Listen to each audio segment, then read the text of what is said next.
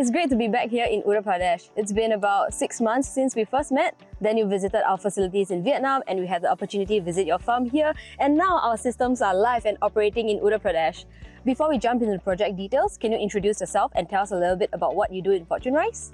Yeah, thanks Gwen, and of course it's great to have you back in Uttar Pradesh. My name's Aakash. I grew up in Delhi. I always grew up around agriculture because my family was always involved in some sort of agriculture business. I went to the US for college. I worked for a couple of years in economics research and then did my economics PhD focused on development economics. Within my PhD, actually, I learned a lot about the challenges India is facing, especially when it comes to agriculture. And I realized that, there's this really exciting opportunity within my family's business, which is Fortune Rice.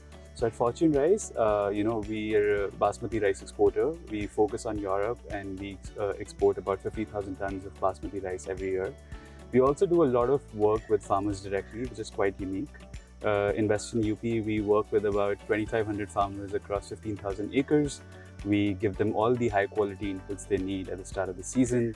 We provide them with extensive technical advice during the cultivation process, and we procure all their produce in our private mandi and pay them within 72 hours.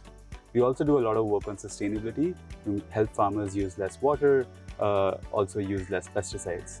Our mission is quite simple. We want to make Indian agriculture more productive, more sustainable, and safer. So that's what we're focused on in all the activities we're doing with farmers right now.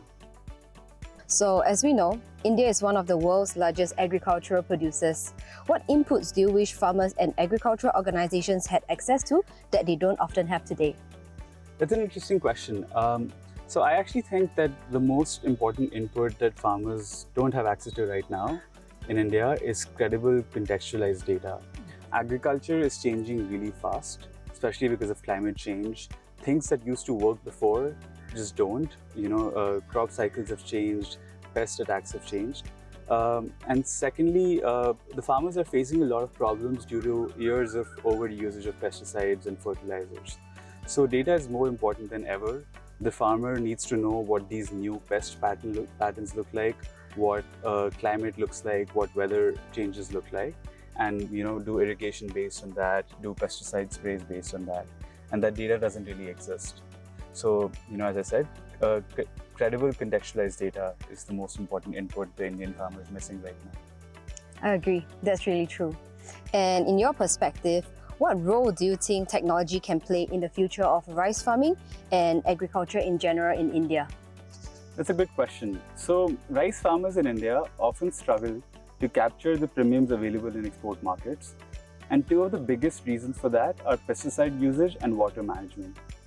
Export markets enforce strict limits on pesticide residues, so staying within those limits is very key to unlocking those export premiums. And on the water side, so rice is responsible for around 10% of the world's methane emissions, largely because of standing water in flooded fields. And international buyers increasingly want to mitigate that impact. So in that context, some of the most important areas for technology are making pest monitoring, water management, and methane monitoring more credible and more efficient, so farmers can meet those standards and capture the full value of their crop. And with AI becoming a major focus globally, how do you see AI contributing to the future of agriculture in India? Yeah, so AI has a lot of value proposition for agriculture. I think the biggest one is that agriculture generates an enormous amount of data, but much of it is not collected or analyzed effectively. AI has the potential to change that because now you can collect field data in a much more efficient manner and then transform that data into actionable insights, helping farmers and agriculture organizations make better decisions. It's also one of the primary reasons we're so excited about RYNAN's technology, because your devices and your platform is built to integrate all this data into one place and help farmers make better decisions. And what do you think is the role of governments when it comes to technology and AI in agriculture? There's a lot of technology out there, and not everything works everywhere. As I said earlier, context is everything in agriculture. So I think one of the most important roles governments can play is to enable experimentation at the local level, letting the people on the ground figure out what actually works for them. And the second role is about cost. A lot of this technology and AI is simply too expensive for the individual farmer.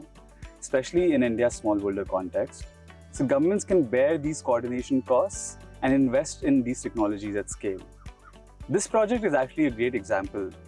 The UP State Transformation Commission is supporting this pilot with the intent to scale it up, building towards a statewide agriculture intelligence system that tracks pests, their migration patterns, the sustainability metrics, and feeds that back to the farmers to improve both their practices and their exports.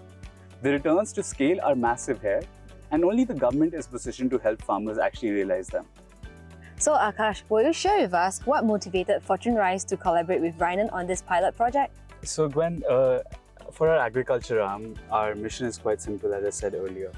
We want to make Indian agriculture more productive, more sustainable, and safer.